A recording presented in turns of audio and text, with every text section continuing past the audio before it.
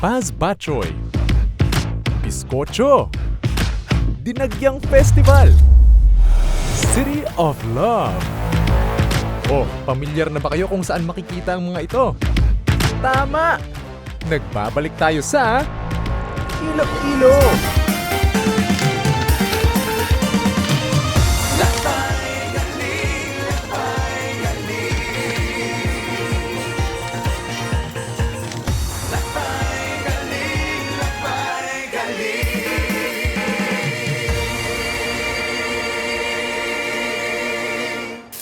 This program is in support of Galing Picard initiatives nationwide.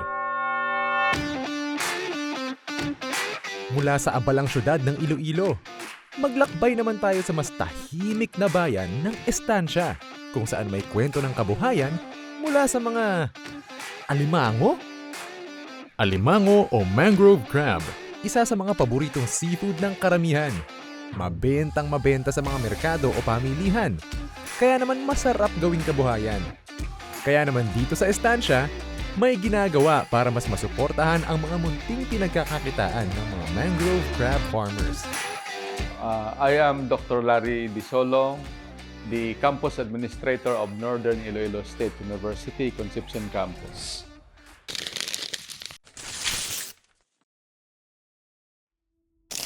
I am the project leader of the project Maximizing Pond Use through Mangrove Crab Fattening cum Fish Culture to improve the livelihood of farmers. Primarily, the project has focused on equipping farmers in coastal communities with the necessary skills and knowledge in mangrove crab fattening and fish culture. This project has played a key role in enhancing the capabilities of local farmers while simultaneously offering an alternative income source. As to the process of this technology, we based on the following framework. First, the preparation of setup, which includes pond repair and preparation and setting up of cages and ponds. Then, we have the sourcing of the various species of mangrove crabs, including the lean, undersized, or without claws or legs in different buying stations in Iloilo and Capiz area. There is a need for this particular technology on mangrove crab fattening, since one major problem in mangrove crab production mostly experienced 20 to 40% of harvested crabs in grow-out ponds are lean, undersized, or with missing claws or legs. And the best solution we identified is by way of fattening or culturing further for 15 to 45 days to add value to the crabs.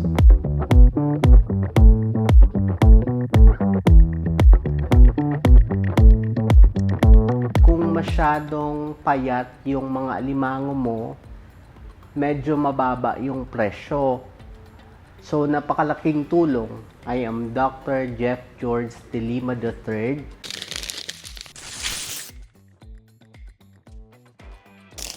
My interest is in the fish pond because of my childhood experiences in the province. I started in fish pond in 2020 and napakalaking tulong kasi may pamilya akong natulungan, masaya sila, naging medyo malaki yung tubo ng kita nila, ganun din sa akin. So masaya ako dahil doon.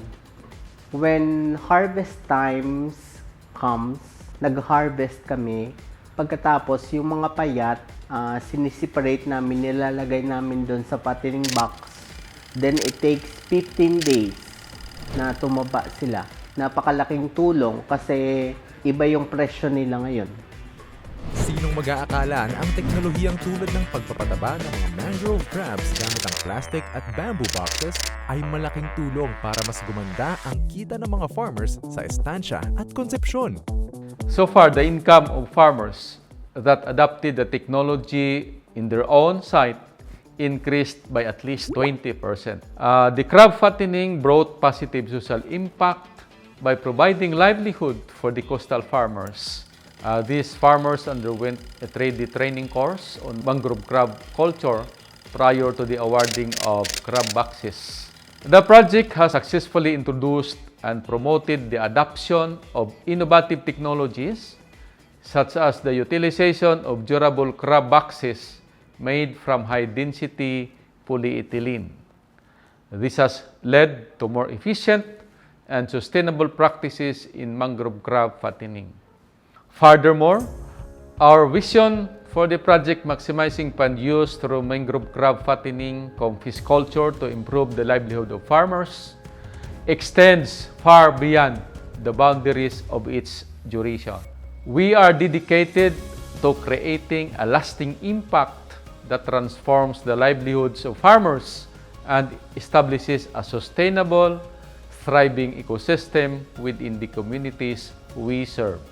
Napakalaking tulong, and I would like to take this opportunity to say thank you to Picard DOST for providing us this livelihood.